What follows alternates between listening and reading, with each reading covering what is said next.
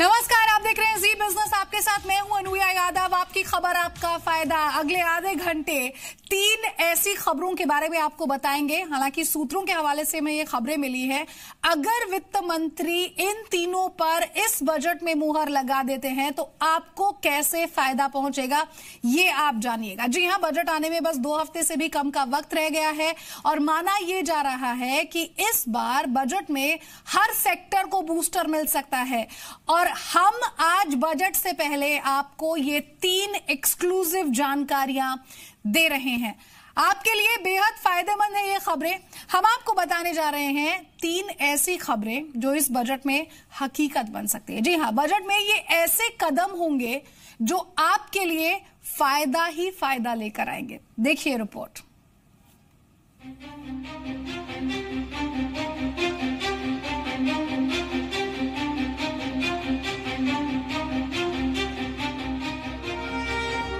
एक फरवरी को वित्त मंत्री अरुण जेटली आम बजट पेश करेंगे। हर बार की तरह आम जनता को बजट से इस बार भी बहुत उम्मीदें हैं। वैसे मोदी सरकार भी जनता को लुभाने की खूब कोशिश करेगी, क्योंकि 2019 में होने वाले लोकसभा चुनाव से पहले ये आखिरी पूर्ण बजट होगा। जी बिजनेस के हाथ लगी है एक्सक्लूसिव जानकारी, जिसके मुताबिक बजट में आम जनता की सेहत के लिए खासा ख्याल रखा जाएगा। 3 ऐसे बड़े मुद्दे हैं जिन पर सरकार बजट में दे सकती है बड़ा तोहफा। जरा सोचिए, आप एक फोन करें और घर पहुंच जाए डॉक्टर।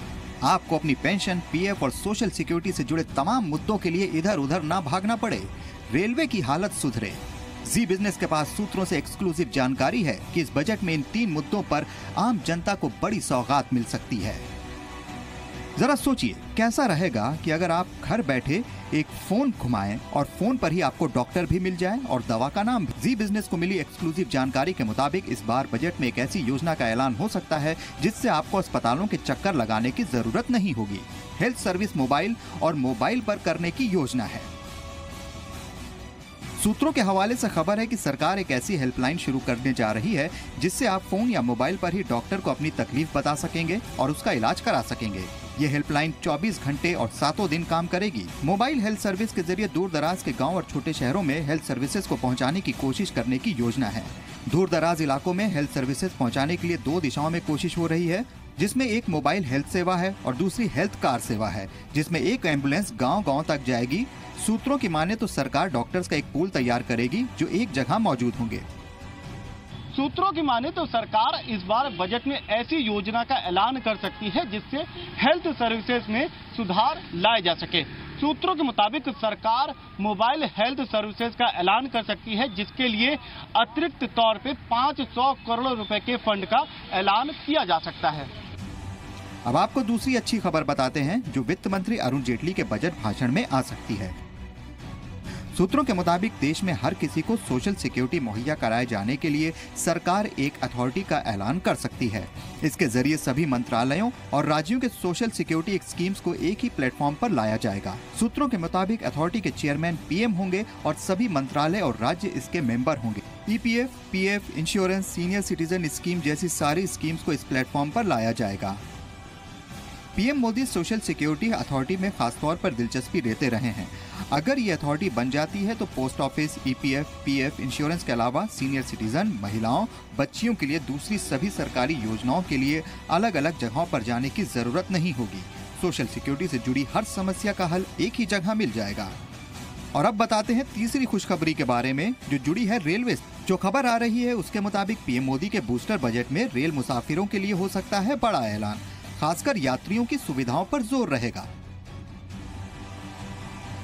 रेल बजट में रेलवे स्टेशन पर सहूलियत बढ़ाई जाएगी। देश भर के अलग अलग स्टेशन पर करीब 3000 एस्केलेटर्स यानी स्वचालित सीढ़ियां लगाने का प्लान है।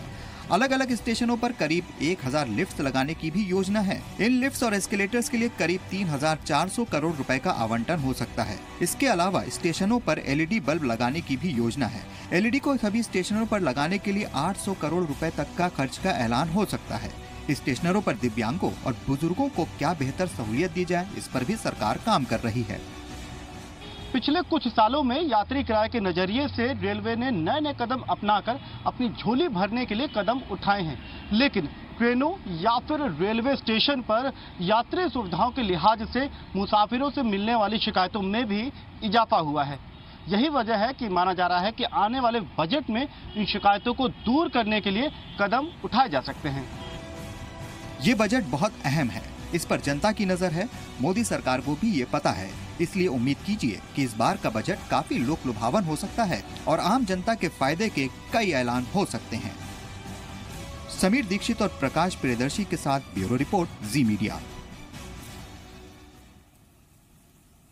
तो अगर वित्त मंत्री जी इस बार बजट में ये 3 एक्सक्लूसिव खबरें जो हमने आपको दिखाई, ये 3 ऐलान अगर कर देते हैं तो आपके लिए कैसे ये फायदे का सौदा होगा, क्या कुछ आपके लिए बेहतर हो जाएगा, ये सब हम आपको बताएंगे। हमारे साथ 3 खास मेहमान हैं। डॉक्टर DS राणा मेरे साथ हैं, जो चेयरमैन हैं सर गंगाराम अस्पताल के। मेरे साथ के जालन साहब हैं, फॉर्मर EPFO कमिश्नर हैं, और SK विज जो कि फॉर्मर मेंबर हैं रेलवे बोर्ड के, वो भी मेरे साथ हैं। सर, सबसे पहले तो आप तीनों का बहुत बहुत स्वागत है, थैंक यू सो मच, आप लोगों ने अपना कीमती वक्त निकाला हमसे इस बातचीत के लिए। डॉक्टर राणा, आपके पास सबसे पहले आऊंगी, और जो पहली खबर हमने अपने दर्शकों को बताई थी वो ये कि कैसे सरकार यहां पर अस्पताल को मोबाइल पर ले आई है, यानी कि एक कॉल कीजिए और डॉक्टर आपको प्रेस्क्राइब कर देगा। आपकी अगर कोई बीमारी है तो उसका सलूशन आपको फोन पर ही दे दी जाएगा। सर, आपकी पहली प्रतिक्रिया इस पर, और कितनी फीजिबल होती हुई इस स्कीम को आप देखते हैं अगर ये आ जाती है तो? यदि स्कीम आ जाती है तो कुछ तो फायदा होगा ही। इसकी एक लीगल प्रॉब्लम है कि आप पेशेंट की कंप्लेंट्स पर प्रिस्क्रिप्शन कैसे लिख सकते हैं। पुराने पेशेंट को तो आप अपने को कह सकते हैं, पर नए पेशेंट के लिए कुछ कॉमन जो बीमारियां हैं उनका इलाज तो फिर भी बता सकते हैं, पर उससे ज़्यादा कॉम्प्लिकेटेड हो तो एटलीस्ट डॉक्टर को एग्जामिनेशन तो करना पड़ेगा। कोई लोकल डॉक्टर कोई ना कोई हो जो वहाँ से रिस्पॉन्सिबिलिटी ले कि क्या तकलीफ है पेशेंट को, या क्या सिम्टम है, क्या साइंस हैं, वो भी ज़रूरी होता है। पर एटलीस्ट जो सो कॉल्ड टेलीमेडिसिन है उसका फ़ायदा तो होता ही है, पर दोनों तरफ डॉक्टर तो होना चाहिए ना, सिर्फ पेशेंट ही बोले अपनी बारी तकलीफ। तो पुराना पेशेंट जो आपका फॉलोअप पर है उसकी तो डेफिनेटली आप मदद कर सकते हैं।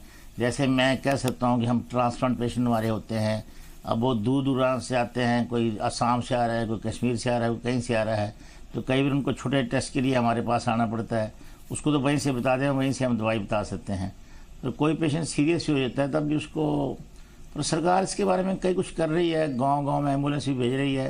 तो कहीं ना कहीं मेरे ख्याल में एक एक्यूट सेंटर जो है उनकी ज़रूरत है कि मान लो देहातों में जहाँ सहूलियत नहीं, किसी को हार्ट अटैक हो जाता है तो कोई छोटी ट्रॉमा यूनिट या छोटी क्रिटिकल यूनिट जहाँ पेशेंट एटलीस्ट स्टेबलाइज किए जा सके, उसकी ज़रूरत है। मतलब 2 टाइप के इलाज हैं। एक तो यह है कि क्रिटिकल केयर यूनिट जो छोटे छोटे हॉस्पिटल नहीं कर सकते हैं, उसमें सरकार की मदद चाहिए, या सरकार अपनी तरफ से कोई सहूलत दें जिसको वो सब्सिडाइज करे उस ट्रीटमेंट को। दूसरा मेरी कंसेप्ट है जो मैं बड़े फॉर्मली हेल्थ मिनिस्टर साहब को बताया है और अपने कई राइटर में भी लिखता हूँ कि छोटे छोटे सेंटर चाहे NGO बनाए चाहे सरकार बनाए, उनको जो बड़े बड़े हॉस्पिटल हैं वो अडॉप्ट कर सकते हैं।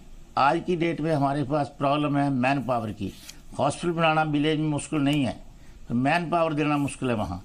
तो मैन पावर जो है वो एक टर्शरी केयर हॉस्पिटल जैसे गंगाराम जैसे हैं, या जितने भी बड़े बड़े हॉस्पिटल हैं, चाहे प्राइवेट सेक्टर में चाहे नॉन प्राइवेट गवर्नमेंट सेक्टर में हैं, उनमें रिक्रूट करना मैन पावर आसानी से है। और यहाँ से हम मतलब मैन पावर जो है वो टाइम टू टाइम वहाँ भेज सकते हैं। इसी एक्सपेरिमेंट को करने के लिए हमने मेरे गांव में एक छोटा हॉस्पिटल बनाया जो गंगाराम ने अडॉप्ट किया, और यहाँ से हम man power surgeon physician periodically भेज रहे हैं। तो उसकी सक्सेस देखेंगे कैसे होता है। तो मेरे ख्याल में यदि हमारी एक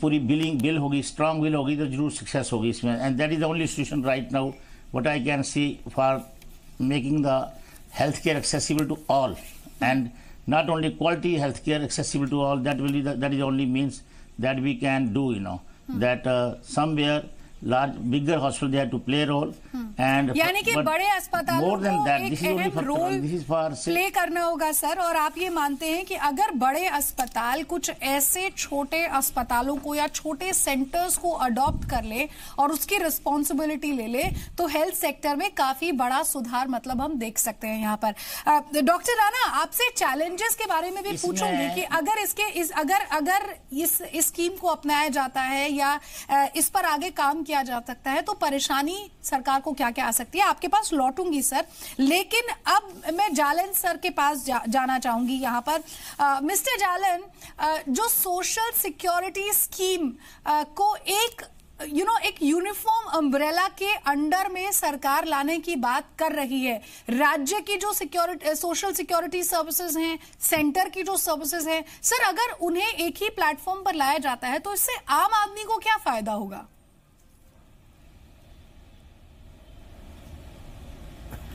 ओल्ड एज सिक्योरिटी को ऑनलाइन सरकार ने 2014 से ही लाना शुरू कर दिया था। ईपीएफओ में आपको पता है कि यूनिवर्सल अकाउंट नंबर लॉन्च हुआ और उससे एक बार चेंज आ गया ईपीएफओ में, सभी लोगों को बहुत ज्यादा फायदा हुआ उससे यूनिवर्सल अकाउंट नंबर आने से।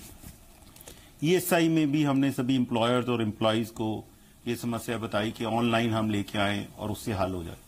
अब जरूरत है ऐसी सोशल सिक्योरिटी अथॉरिटी की या स्कीम की जिससे सारे सोशल सिक्योरिटी जो आदमी हैं, चाहे स्टेट में हैं चाहे सेंटर में हैं या स्टेट की स्कीम से कवर हो रहे हैं या सेंटर की स्कीम से कवर हो रहे हैं, उन सभी को इसका फायदा मिलना चाहिए ताकि ऑनलाइन सुविधा जो अब आधार से संभव हो सकती है, आधार के माध्यम से संभव हो सकती है, उसको हम हर जगह पे लागू करें और ऑनलाइन स्कीम से हर जगह पे सोशल सिक्योरिटी लागू हो जाएगी और उसमें हम ज्यादा आदमी भी ले पाएंगे।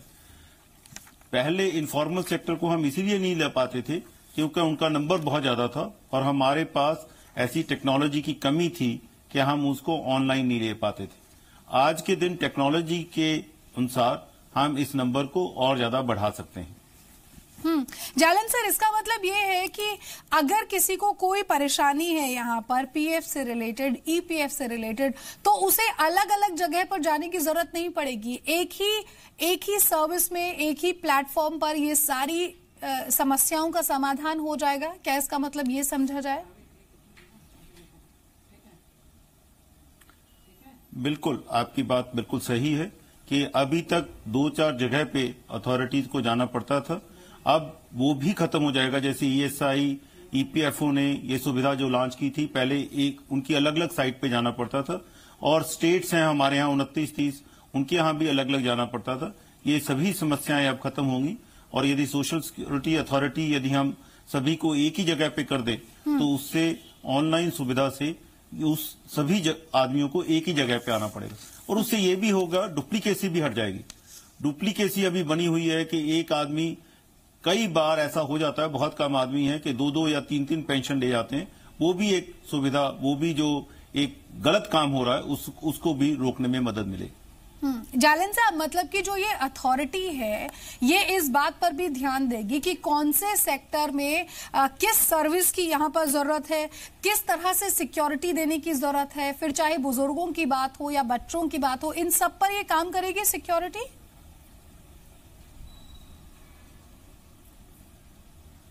अभी सिक्योरिटी की रूपरेखा तो पब्लिक स्पेस में नहीं आई है, इसलिए इसके ऊपर कहना मुश्किल होगा, पर यह है कि हम जो भी सोशल सिक्योरिटी की आएगी, ये सोशल सिक्योरिटी जो बात चल रही है उसमें सिर्फ ओल्ड एज सिक्योरिटी को बड़ा पहलू दिया जाएगा, सीनियर सिटीजन को ज्यादा अहमियत दी जाएगी, पर सभी जो डिसेबल्ड हैं या कोई और लोग भी हैं उनकी भी सोशल सिक्योरिटी इस सोशल सिक्योरिटी अथॉरिटी में शामिल करने की बात है। ठीक है सर, चलिए अब जो तीसरी एक्सक्लूसिव खबर है हमारी उसका रुख कर लेते हैं और इसके लिए मैं विद साहब के पास आना चाहूंगी। विद साहब, रेलवे जो है वो बहुत बड़ा नेटवर्क है। हर साल बजट में जब ऐलान होते हैं तो कई सारी बातें यहाँ पर कही जाती हैं कि ये ट्रेन शुरू किया जाएगा, ये नेटवर्क यहाँ पर बिछाया जाएगा, लेकिन उससे अलग अभी जो खबर आई है एक्सक्लूसिव वो ये कि इन प्लेटफॉर्म्स में सुधार किया जाएगा। मतलब कि यात्री की जो सुविधाएं हैं उन्हें सुधारने पर फोकस होगा। और सर, अगर ऐसा होता है तो आप इसे रेलवे के लिए कितना बड़ा चैलेंज मानते हैं और आम आदमी के लिए कितनी सुविधाएं बढ़ जाएंगी? देखिए, यात्री सुविधा के लिए स्टेशन पर ऑलरेडी तकरीबन 2500 करोड़ हर साल खर्च किया जाता है। ये एस्केलेटर्स और कुछ इम्पोर्टेंट स्टेशंस पर लिफ्ट लग जाने से सुविधा ज़रूर मिलेगी, पर ये चीज़ बहुत कॉमन करने की ज़रूरत भी नहीं है। और वो प्रायोरिटी के हिसाब से कितने पैसेंजर डील होते हैं, कितनी जगह, कितने बड़े प्लेटफॉर्म, विशाल स्टेशन है, उसके हिसाब से वो चीज़ तय होगी। पर सुविधाएं बढ़ेंगी, यात्री खुश होंगे। पर सबसे जो ज़्यादा इम्पॉर्टेंट सुविधा जो है वो है train cleaning. Train cleaning on board से यात्री खुश हैं। ट्रेन जहाँ पे थोड़ा लॉन्गर हॉल्ट मिलता है इंटरमीडिएट स्टेशन पर, वहाँ पर क्लीनिंग हो जाती है तो उससे लोग खुश हैं। तो उस तरह की जो तादाद है ट्रेनों की वो बढ़नी चाहिए। और जो बायो टॉयलेट का एक और पुराना एक अनाउंसमेंट है जी, वो अभी अनुमान है कि 1 साल तक पूरे सारी ट्रेन में हो जाएगा। तो ये एक बहुत बड़ा चैलेंज है, पर हो जाएगा, बहुत अच्छी बात है। तो इस तरह की सुविधाओं से यात्रियों को जरूर संतुष्टि मिलेगी। और उसके साथ साथ फिर रेलवे जो अपना दूसरा इकोनॉमिक्स का काम करना है वो भी कर पाएगी। तो बाकी जो रेलवे की अपनी जो वैसे समस्या है वो ये है कि इकोनॉमिकली वायबल रहना, उसके लिए ट्रैफिक अट्रैक्ट करना, यूनिट कास्ट ट्रांसपोर्टेशन की कम करना, वेस्टेज को बंद करना, ये चीज़ों पे ध्यान दिया जा रहा है। पर मैं कहूँगा टेक्नोलॉजी इंडक्शन अभी भी स्लो है और इन चीज़ों पे ध्यान और ज़्यादा। और बिल्कुल ये खर्चे जैसे सुविधाओं के लिए बढ़ेंगे तो स्टेशंस को ऑडिट भी करना चाहिए कि इन खर्चे के बाद में हुआ क्या, पुरानी स्थिति से नई स्थिति में फर्क क्या पड़ा, क्योंकि कई खर्चे इनमें से वेस्टफुल भी है। हाँ वित्सा, बिल्कुल मैं यही बात कहने वाली थी जो आपने कही कि कई खर्चे आप जैसे कह रहे हैं कि वेस्टफुल है। आप एस्केलेटर्स और लिफ्ट पर जो खर्चा करेंगे, मेरे ख्याल से ध्यान इस बात पर देना चाहिए कि जो खाने को लेकर काफी सारी कंप्लेन्स आती हैं रेलवेज को, उसमें सुधार होना चाहिए। बायो टॉयलेट्स हो, फीमेल सिक्योरिटी हो, या फिर ट्रेन जो लेट पहुंचती है वो, सर इन पर ज्यादा फोकस नहीं होना चाहिए आपके हिसाब से? क्या शिफ्ट थोड़ा सा होना चाहिए रेलवे की सुविधाओं में? Because these are more important than escalators, then lifts. देखिए, ऐसा है कि रेलवे की जो कैरिंग कैपेसिटी है, नंबर ऑफ ट्रेन कितनी चल सकती हैं, वो इस पे डिपेंड करती है कि रेलवे की ट्रेन की एवरेज स्पीड क्या है। एक मोबिलिटी मिशन तय हुआ था तकरीबन 3 साल पहले, उसका कुछ रूपरेखा फाइनल शायद हो गया है। उसमें स्पीड बढ़ाने की बात थी कि गुड्स की स्पीड डबल हो जाएगी, पैसेंजर ट्रेन की स्पीड भी 25 किलोमीटर बढ़ जाएगी। तो इन चीज़ों से थ्रूपुट बढ़ेगा तो रेलवे ज़्यादा मार्केटिंग भी करनी पड़ेगी, क्योंकि अभी मार्केटिंग में भी कमी है कि रेलवे ट्रैफिक लूज़ कर रहा है, रेलवे ट्रैफिक गेन नहीं कर रहा। मार्केटिंग ऑर्गेनाइजेशन ज़रूर है, बट उसके रिजल्ट ओरिएंटेड होने के लिए क्या वो इंसेंटिव्स बिल्ड करने हैं, क्या इनिशिएटिव्स बिल्ड करने हैं, उन चीज़ों पे विचार हुआ होगा। पर वो चीज़ें रिजल्ट लाएंगी तो रेलवे की इकोनॉमिक्स इम्प्रूव होगी। इकोनॉमिक्स इम्प्रूव होगी तो रेलवे यूनिट कास्ट कम कर पाएगी। तो बोझ जो है यात्री पर या माल वाले पर नहीं पड़ेगा। ऑलरेडी हमारा माल का ऊपर जो इंडेक्स है, फ्रेट का इंडेक्स है, दुनिया में तकरीबन सबसे हाईएस्ट है।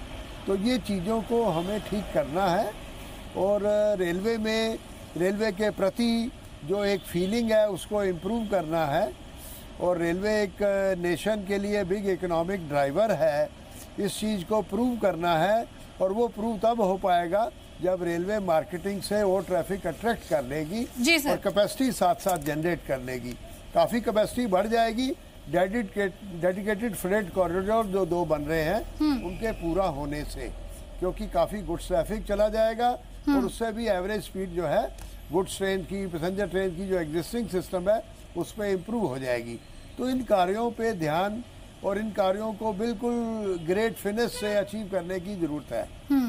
ठीक है विद साहब, मैं अपने दर्शकों को बता दूं जो अभी भी हमारे साथ जुड़े हैं कि 3 एक्सक्लूसिव खबरें हम आपको इस समय आपकी खबर आपका फायदा इस खास कार्यक्रम में दिखा रहे हैं। सबसे पहले ये कि सरकार इस बार इस बजट में मोबाइल कॉल के जरिए, यानी कि मोबाइल एक 24/7 हेल्पलाइन फोन नंबर आपके लिए ला सकती है। इस पूरी स्कीम का ऐलान हो सकता है जहां आप घर बैठे डॉक्टर से कोई भी सलाह ले सकते हैं। सबसे पहली चीज। दूसरी चीज ये है कि एक हेल्थ बूस्टर सरकार यहां पर दे सकती है आपको। नेशनल हेल्थ हेल्पलाइन, जैसा कि मैंने आपको कहा, इसकी शुरुआत हो सकती है। रेलवेज में सुधार हो सकता है, एस्केलेटर हो या फिर लिफ्ट्स हो, जो बिजी प्लेटफॉर्म्स हैं उनकी सूरत सुधर सकती है। और सबसे आखिरी और इंपॉर्टेंट कि सुरक्षित बन सकती है आपकी जिंदगी, क्योंकि सोशल सिक्योरिटी देने की तैयारी सरकार यहां पर आपको कर रही है और एक सोशल सिक्योरिटी अथॉरिटी जो है वो भी फॉर्म हो सकती है। ये 3 बड़ी खबरें हैं।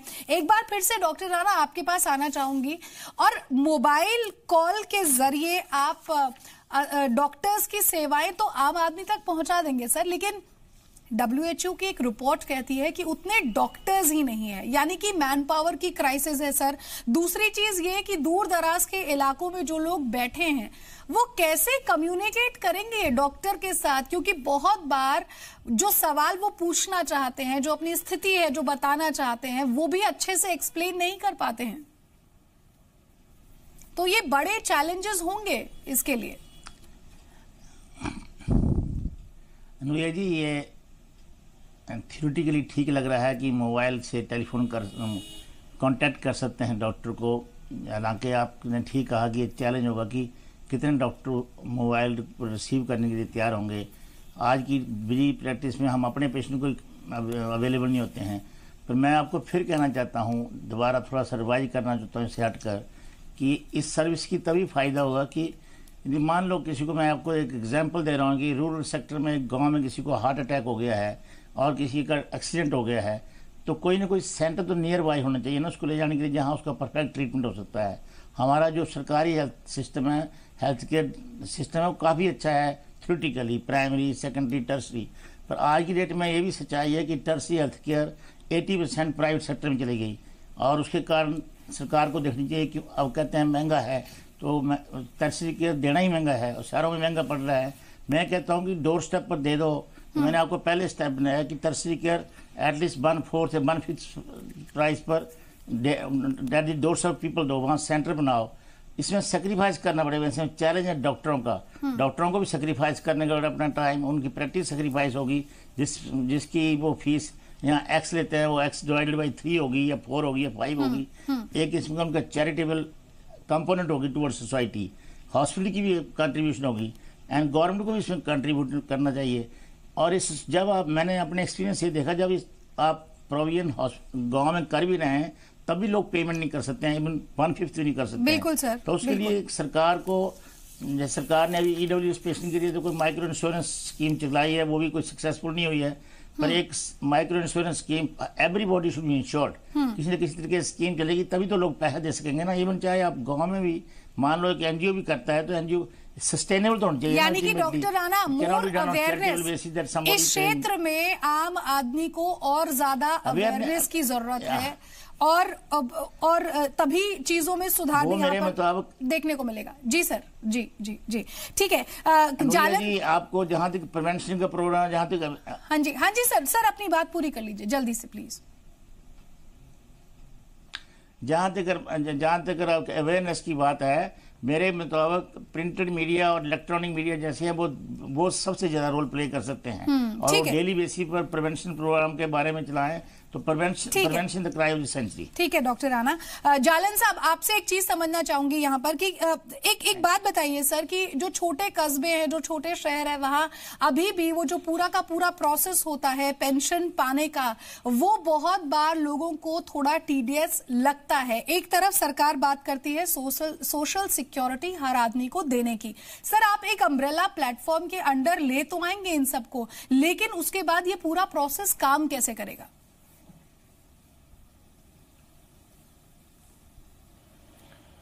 देखो, ये जो आप एजुकेट करने की बात कह रहे हैं छोटे कस्बों में और छोटे गांवों में, वो तो आपको एक अलग से एजुकेट करना पड़ेगा। जी और सर। सोशल सिक्योरिटी स्कीम के तहत जैसे ईपीएफओ में भी हमें सभी जगह पे एजुकेट करना पड़ा था जब हमने यूनिवर्सल अकाउंट नंबर लेके आए थे। तो आपको हर जगह पे एजुकेट तो करना पड़ेगा, छोटे कस्बों में भी जाना पड़ेगा। सोशल सिक्योरिटी अथॉरिटी ये नहीं है कि एक बन जाएगी और उसके ऊपर ही सभी लोग अपने आप ऑटोमेटिकली आ जाएंगे।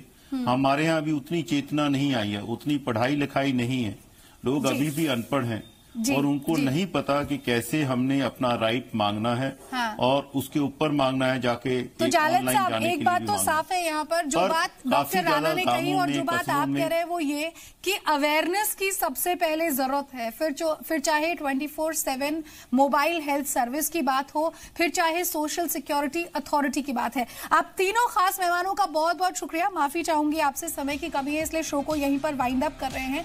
और ये 3 एक्सक्लूसिव खबरें जो हमने आपको यहाँ पर दिखाई है, बजट आने में 2 हफ्ते से भी कम का समय अब रह गया है और देखना होगा कि वित्त मंत्री जी आपके फायदे से जुड़ी कौन कौन सी खबरों का ऐलान यहाँ पर करते हैं। इस बुलेटिन में इतना ही, दीजिए इजाजत, नमस्कार।